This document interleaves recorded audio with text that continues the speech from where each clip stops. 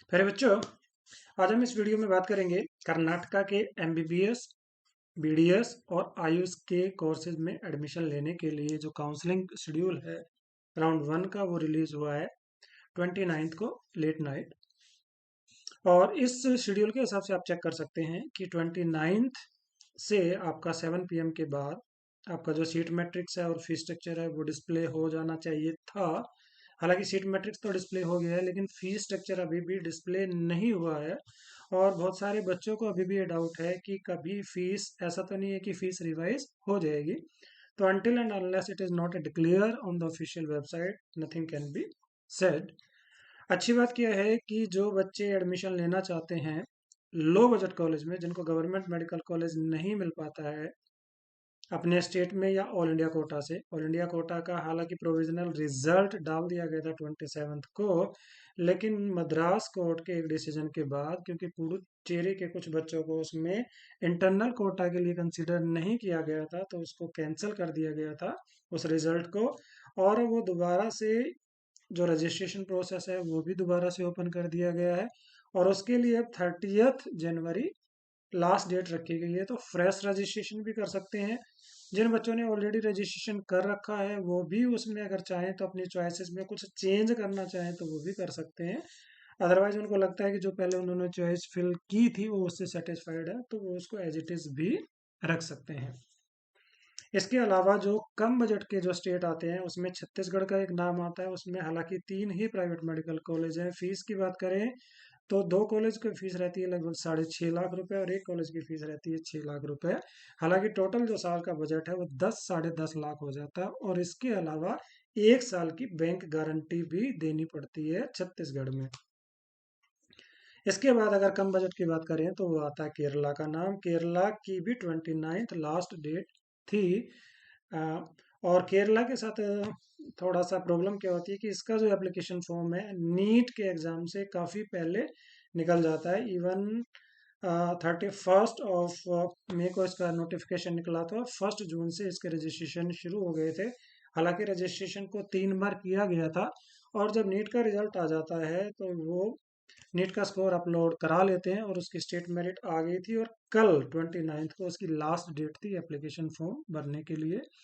तीसरा जो आता है, जो मैं आपको बात कर रहा हूँ केरला में, अभी जो इस बार अभी तक जो रिवाइज फीस है वो लगभग लगभग हम मान के चलें 6,95,000, लगभग लगभग 7 लाख रुपए है।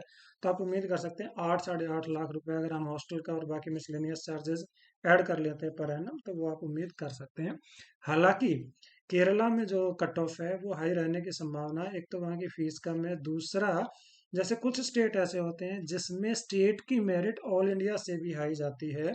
जैसे दिल्ली में रहती है, राजस्थान में भी ज़्यादा रहती है, हरियाणा में रहती है, बिहार में रहती है, यूपी में इस बार क्योंकि 9 नए मेडिकल कॉलेज ऐड हुए हैं तो वहाँ थोड़ी सी कट ऑफ इस बार नीचे जाएगी। हालांकि बाकी केरला में भी जो कट ऑफ है वो हाई रहती है। तो हमें ऐसा लगता है कि वहाँ की कट ऑफ काफ़ी हाई रहने की संभावना है। अब ऐसे में जो एक ऑप्शन बनता है वो आपका बनता है कर्नाटका का। कर्नाटका के साथ एडवांटेज क्या है कि यहाँ नंबर ऑफ मेडिकल कॉलेज काफ़ी हैं, एजुकेशन भी अच्छा है। और अगर हम बात करें कि अगर फीस सेम रहती है लास्ट ईयर की, तो वो थी लगभग 9,95,000 रुपये। तो वो कहीं ना कहीं बजट में आती है और उम्मीद कर सकता है बच्चा कि लगभग लगभग 50 लाख में उसका जो एमबीबीएस का कोर्स है वो कंप्लीट हो सकता है। दूसरी एडवांटेज क्या है कि नंबर ऑफ कॉलेज ज़्यादा हैं, गवर्नमेंट भी और प्राइवेट भी। तो बाद में जब बच्चा पीजी करने जाता है तो उसमें भी उसको एज ए इंटरनल कैंडिडेट, मतलब वहाँ का डोमिसाइल कैंडिडेट कंसिडर किया जाता है, government as well as private medical college के लिए। तो और प्राइवेट कॉलेज में यहाँ 4 तरीके की सीट होती हैं। एक होती है जो स्टेट के कोटा की होती है, उसमें फीस काफ़ी नॉमिनल रहती है। अगर एमबीबीएस की बात करें तो उसकी फीस रहती है मात्र 1,45,000 या 46,000 रुपये। बाकी जो दूसरे स्टेट के बच्चे, जैसे आप, अगर आप वहाँ के डोमिसाइल आपके पास नहीं है, तो आपके लिए जो फीस रहने वाली है वो रहने वाली है 9,94,000 या 95,000, अगर फीस इंक्रीज नहीं होती है तो। इसके बाद वहाँ एक मैनेजमेंट कोटा की सीट होती है और एनआरआई कोटा की सीट होती है। एनआरआई और मैनेजमेंट कोटा की जो फीस है वो कंपेरेटिवली हाई होती है। किसी किसी कॉलेज में जो फीस है वो 35 लाख रुपए, 40 लाख रुपए, 50 लाख रुपए, और सप्तागिरी मेडिकल कॉलेज की तो फीस जहाँ तक मेरे को याद है 60 लाख रुपए पर एनम भी रहती है। क्योंकि फीस पहले से ही इतनी ज़्यादा रखी हुई है तो ज़्यादातर बच्चे इन सीटों को नहीं ले पाते हैं। और बाद में जो काउंसलिंग अथॉरिटी है वो जितने राउंड की काउंसलिंग है वो करवाने के बाद उन्हें कोई अथॉरिटी दे देती है कि आपने अब इन सीटों को फिल करना है। तो ऐसी सीटों पे बाद में बार्गेनिंग भी हो जाती है और कम बजट में जो सीट मिल जाती है कम स्कोर वाले बच्चे को भी। हालांकि कितनी फीस अल्टीमेटली रहेगी ये तो डिपेंड करेगा कि कितने कॉलेज में कितने कितने सीटें बचती हैं सेकेंड राउंड के बाद, मॉपअप राउंड के बाद, क्योंकि ये जो सारी चीज़ें होती हैं वो होती है स्ट्रे वैकेंसी राउंड के बाद। कभी कभी बच्चों को लगता है कि डोनेशन तो आजकल नहीं है, इसको हम डोनेशन नहीं कहेंगे क्योंकि वो फीस है और वो फीस पे ही उन्होंने डिस्काउंट दिया है, तो वो किसी भी तरीके से डोनेशन नहीं है, वो इलीगल नहीं है। वो अ, एक तरीका हो सकता है कि जब उनकी सीट फिल नहीं की गई थी तो उन्होंने कोई एक निकाला था कि हमने 10% का डिस्काउंट दिया, 20% का डिस्काउंट दिया, 25% का डिस्काउंट दिया, वो कुछ भी हो सकता है। चलिए हम बात कर लेते हैं अब इसका जो शेड्यूल आया है। जैसे कि हमने बताया कि ये कहते हैं कि सीट मैट्रिक्स और फी स्ट्रक्चर जो डिस्प्ले हो जाएगा, जैसे कि आप यहाँ देख सकते हैं, यहाँ नोटिस में लिखा हुआ है provisional seat matrix and fee structure. हालांकि फी स्ट्रक्चर मैंने पहले भी बताया कि अभी डिस्प्ले नहीं हुआ है। सीट मैट्रिक्स आप यहाँ से चेक कर सकते हैं, चाहे वो गवर्नमेंट कोटा की है, चाहे वो प्राइवेट कोटा की है, एनआरआई है और अदर है। इसी तरीके से जो आयुष के कोर्सेज हैं उसकी भी आप सीट मैट्रिक्स चेक कर सकते हैं। अभी हम बात कर लेते हैं शेड्यूल की। तो शेड्यूल वेरिफिकेशन का जो स्लिप का लिंक पहले ही एक्टिवेट कर दिया गया था, कल हमने अपनी कम्युनिटी पोस्ट पे वो डाल दिया था। हमारे चैनल को मैं जनरली बोलता नहीं हूँ सब्सक्राइब करने का, लेकिन आपके लिए एक एडवांटेज हो सकती है क्योंकि जो भी अपडेट आती है हमारी कोशिश रहती है कि जैसे ही वो अपडेट आए कम से कम अपनी कम्युनिटी पोस्ट पे उसको डाल दें। तो वो अगर आप उसको सब्सक्राइब कर लेते हैं या आप चाहें तो उसको सर्च करके भी एक रेगुलरली आप उसको देख लेंगे, तो जितनी भी इंडिया में कोई भी मेडिकल की काउंसलिंग है, किसी भी स्टेट की काउंसलिंग की जो भी अपडेट होती है, हमारी कोशिश रहती है कि जल्दी से जल्दी हम उस पर अपलोड कर दें ताकि स्टूडेंट, क्योंकि ये टाइम बड़ा लिमिटेड टाइम है और सारी एक्टिविटीज इसमें देखो चल रही है, चाहे वो ऑल इंडिया की हो चाहे स्टेट की हो। अब स्टेट में जैसे हरियाणा का रिजल्ट प्रोविजनल आ गया है, फाइनल रिजल्ट भी आ जाएगा। और इसका यूपी की अभी जैसे काउंसलिंग चल रही है, चॉइस फिलिंग उसकी 31 तक है। तमिलनाडु का भी ऑलरेडी निकला हुआ है, आंध्रा का भी निकला हुआ है। सिर्फ कुछ ही स्टेट ऐसे बचे हैं जिनका अभी तक नहीं निकला है। त्रिपुरा का भी ऑलरेडी निकला हुआ है, उसकी भी लास्ट डेट थी 29, अगर वो एक्सटेंड नहीं हुई होगी तो। त्रिपुरा में भी एडवांटेज क्या होती है, वहाँ भी एक प्राइवेट मेडिकल कॉलेज में 20 सीट्स रहती है दूसरे स्टेट के बच्चों के लिए। और आप उम्मीद कर सकते हैं कि 10 साढ़े 10 लाख की फीस पे वहाँ भी आपको एडमिशन मिल सकता है अगर आपका स्कोर 500 अबाव है तो। तो इस तरीके की अपडेट्स हम रेगुलरली उस पर अपलोड करते रहते हैं। तो हम नहीं चाहते हैं कि बच्चे को किसी भी तरीके की इंफॉर्मेशन वो है वो टाइमली ना मिले और उसकी वजह से उसका कम से कम जो फर्स्ट राउंड है या सेकंड राउंड है वो मिस ना हो। तो इसी में हम बात कर लेते हैं आगे की। अब इसमें जो नेक्स्ट स्टेप आएगा, सबसे पहले जो आपने डाउनलोड करनी है आपकी वेरिफिकेशन स्लिप, ये कहाँ काम आएगी, आपकी यहाँ सीईटी नंबर के लिए यहाँ काम आएगी। उसके बाद ही आप चॉइस फिल कर पाएंगे यहाँ। और इसके बाद जो आपका ऑप्शन एंट्री शुरू होगा आज जैसे 29 से शुरू हुआ है 8 बजे से, और ये रहेगा 1 फेब और सुबह 10 बजे तक। तो लगभग लगभग आपके पास 2 दिन का टाइम है, आपको 30, 30th और 31st को ये कर लेना है। क्योंकि हो सकता है कि जो 1 फेब है उसमें मॉर्निंग में ही आपका सर्वर बिजी रहे, आपकी चॉइस फिल अच्छे से ना हो। क्योंकि एप्लीकेशन फॉर्म में भी मैं आपको बताऊं सबसे ज़्यादा जो प्रॉब्लम आई थी इस बार वो कर्नाटका में ही आई थी। हमने बहुत सारे स्टेट के एप्लीकेशन फॉर्म बच्चों के भरवाए हैं, बाकी के फॉर्म बहुत सिंपल हैं, बड़ी इजीली फिल हो जाते हैं। लेकिन इसमें सबसे ज़्यादा प्रॉब्लम इस बार आई थी, तो हम नहीं चाहते हैं कि बच्चों को, और स्टेट काफ़ी इंपॉर्टेंट है। हमें भी कभी कभी लगता है कि इतना इंपॉर्टेंट स्टेट है, इतने नंबर ऑफ मेडिकल कॉलेज हैं, इतने सालों से ये काउंसलिंग करा रहे हैं, उसके बावजूद भी इस बार सर्वर में बहुत ज़्यादा प्रॉब्लम थी। हम चाहते हैं कि जो काउंसलिंग अथॉरिटी है वो उसको देखेंगी, सीरियसली उसको चेक करेंगी ताकि बार बार उनको डेट एक्सटेंड ना करनी पड़े। अच्छी बात यहाँ की क्या है कि यहाँ पहले मॉक रिजल्ट आ जाता है। जैसे इस बार प्रोविजनल डाला गया था रिजल्ट किसका, ऑल इंडिया कोटा का। हालांकि उसको कुछ देर के बाद हटा लिया गया था, तो उससे कहीं ना कहीं बच्चे को पहले एक आइडिया हो जाता है कि उनको कौन सा कॉलेज मिलने वाला है।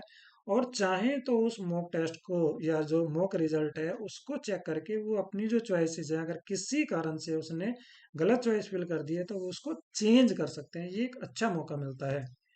और इस बार तो ये मौका ऑल इंडिया में भी बच्चों को मिला है। अब चाहे तो वो उनको रिवाइज अपना जो चॉइसेस है उनको रीअरेंज भी कर सकते हैं। तो ये आपका जो मॉक रिजल्ट है वो उम्मीद है कि 1 फेब को शाम तक 7 बजे आ जाएगा।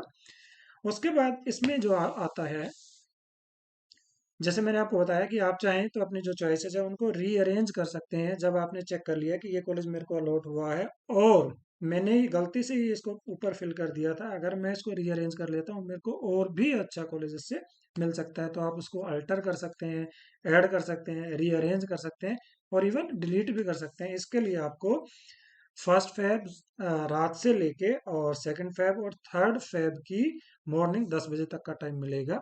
उसके बाद क्या होगा, आपका फाइनल रिजल्ट आ जाएगा सुबह 11 बजे 4 फरवरी को। इसके बाद जो इसमें शुरू होता है वो होता है एक्सरसाइजिंग ऑफ चॉइसेस।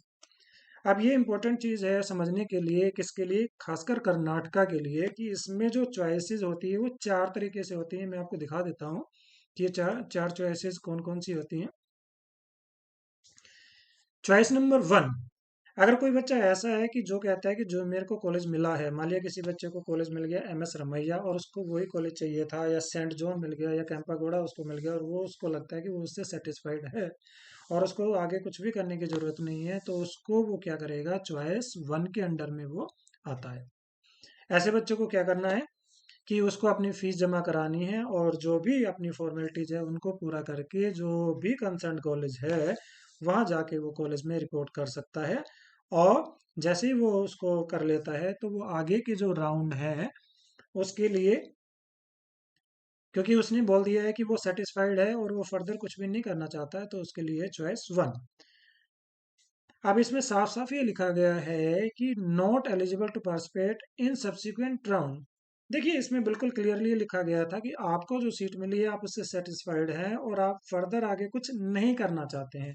मैं साथ साथ बता देता हूँ कि ऑल इंडिया में भी ऐसा कर सकते हैं आप। ऑल इंडिया में जैसे राउंड 1 में आपको कोई सीट अलॉट होती है तो आपके पास 2 ऑप्शन आते हैं। जब आप कॉलेज में रिपोर्ट करने जाएंगे तो आपसे पूछा जाएगा whether you want to retain this seat or whether you want to go for upgradation। अब मान लिया किसी बच्चे को कॉलेज मिला एम्स दिल्ली और वो उससे सेटिस्फाइड है तो उसको आगे कुछ भी करने की जरूरत नहीं है, वो अपना कॉलेज में एडमिशन लेगा और उसको फर्दर भी अपग्रेड करने के लिए नहीं बोलेगा। सेम इसमें है, एक बार आपने अगर बोल दिया है कि आपने चॉइस नंबर 1 सिलेक्ट कर लिया है तो आप आगे के राउंड में एलिजिबल नहीं रहेंगे। और यहाँ क्लियरली लिखा गया है कि एक बार आपने इसको चूज कर लिया है तो you can not come back to option entry. तो इस चीज को आपने ध्यान से रखना है। अगर आप सेटिस्फाइड हैं उस कॉलेज से तभी आपने चॉइस नंबर 1 लेना है, अदरवाइज आप चॉइस नंबर 2 ले सकते हैं। चॉइस नंबर 2 में क्या होता है, I am satisfied with the allocated college but I want to go for next round for upgradation. ऐसे बच्चे जिनको लगता है कि मान लिया मेरे को कॉलेज मिला एम एस रमैया और मैं चाहता था सेंट जॉन, तो उनको क्या कर लेना चाहिए, उनको चूज करना चाहिए चॉइस नंबर 2। ऐसे बच्चे एलिजिबल होते हैं आगे के जो राउंड है उनमें पार्टिसिपेट करने के लिए। नेक्स्ट होता है चॉइस नंबर 3। अगर कोई बच्चा ये कहता है कि I am not satisfied with the allocated college but wish to participate in the next round with all already entered options except the allocated options, वो उसको क्या कर देता है, उसको सरेंडर कर देता है और वो जो सीट उसको मिली थी वो उससे सेटिस्फाइड नहीं है लेकिन वो आगे के राउंड में पार्टिसिपेट करना चाहता है, तो उसके लिए जो रहेगा वो चॉइस नंबर 3 रहेगा। और एक होता है चॉइस नंबर 4। अगर कोई बच्चा ये कहता है कि जो उसको सीट मिली है वो उससे सेटिस्फाइड नहीं है और मेरे को कहीं और सीट मिल गई है और मैं अब यहाँ कर्नाटका की जो काउंसलिंग है उसमें पार्टिसिपेट नहीं करना चाहता हूँ, मैं यहाँ से क्विट करना चाहता हूँ, तो उसके लिए रहेगा ऑप्शन नंबर 4 जिसको हम बोलेंगे चॉइस नंबर 4। तो यहाँ हमने आपको बताने की कोशिश की है कि चॉइस 1, 2, 3, 4 क्या रहती है। इसके बाद आपने क्या करना है, जो आपकी जो फीस है उसकी आप पेमेंट करेंगे। पहले मैं आपको बताता हूँ, जो बाहर के बच्चे होते थे, नॉन डोमिसाइल कैंडिडेट होते, उनको भी डॉक्यूमेंट वेरिफिकेशन के लिए पहले ही जाना पड़ता था, लेकिन लास्ट ईयर से इन बच्चों को अब जाना नहीं पड़ता है। तो नंबर ऑफ एप्लीकेशन अभी बढ़ गए हैं, क्योंकि जो फीस होती है काउंसलिंग की वो होती है सिर्फ 1000 रुपीज, और बच्चे अपने चांसेस को बढ़ाने के लिए यहाँ अप्लाई कर देते हैं। इवन उनको ये पता है कि उनको ऑल इंडिया से या अपने स्टेट से सीट मिल जाएगी, लेकिन अपने आप को सेफ साइड में रखने के लिए वो बच्चे यहाँ अप्लाई कर देते हैं। तो यहाँ आपने क्या करनी है, फीस की पेमेंट करनी है, और उसके बाद जो आपका एडमिशन का अलॉटमेंट लेटर है उसको आप डाउनलोड कर सकते हैं। इसके लिए जो टाइम दिया गया है वो दिया गया है 4 से लेके 7 तक। इसके बाद क्या करना है, जो भी आपके ओरिजिनल डॉक्यूमेंट हैं उनको आपने लेके जाना है। इसमें बताया गया है कि कहाँ आप उनको लेके जाएंगे। साथ साथ आपने क्या करना है, अपनी जो ओरिजिनल डॉक्यूमेंट है उनकी एक फोटो कॉपी भी सेल्फ अटेस्टेड लेके जानी है। उसके लिए भी टाइम बताया गया है। ये किन बच्चों के लिए है, ओनली फॉर चॉइस 1, जिनको लगता है कि उन्होंने अब फर्दर अपग्रेडेशन के लिए नहीं जाना है और वो सेटिस्फाइड है, तो उनको ये टाइम दिया गया है 5 फरवरी से लेके 7 फरवरी तक। और इन बच्चों को रिपोर्ट करना है कहाँ, जो भी उनको कॉलेज अलॉट हुआ था, और जो लास्ट डेट है वो है 7 फेब। मैं इसके साथ साथ यहाँ बता देता हूँ कि यहाँ जो भी बच्चे पार्टिसिपेट करते हैं, जो भी यहाँ एडमिशन लेते हैं, उनको एक तरीके से एक बॉन्ड देना पड़ता है कि उनको 1 साल यहाँ सर्विस बॉन्ड के लिए सिग्नेचर करना पड़ता है। और एक जो जहाँ से सारे कॉलेज एफिलिएटेड होते हैं, राजीव गांधी यूनिवर्सिटी, वहाँ से एक एलिजिबिलिटी सर्टिफिकेट भी बनवाना पड़ता है। जब तक आप उसको नहीं देंगे, आपको कंसिडर नहीं किया जाएगा, आपका एडमिशन फाइनल नहीं होगा। तो ये सबसे इम्पोर्टेंट चीज़ है। बहुत सारे बच्चों को ये पता नहीं रहती है ये बात, और वो उसको नहीं बनवा पाते हैं और लास्ट में उनको प्रॉब्लम हो सकती है। तो मैं समझता हूँ कि आप इस चीज़ का ध्यान रखेंगे, इस चीज़ का ध्यान रखते हुए आप काउंसलिंग करेंगे, तो आपको एक बेहतर कॉलेज मिलने की संभावना रहेगी। इसी के साथ इस वीडियो को हम एंड करते हैं। हम उम्मीद करते हैं कि वीडियो कहीं ना कहीं आपको हेल्प करेगी। Thank you so much.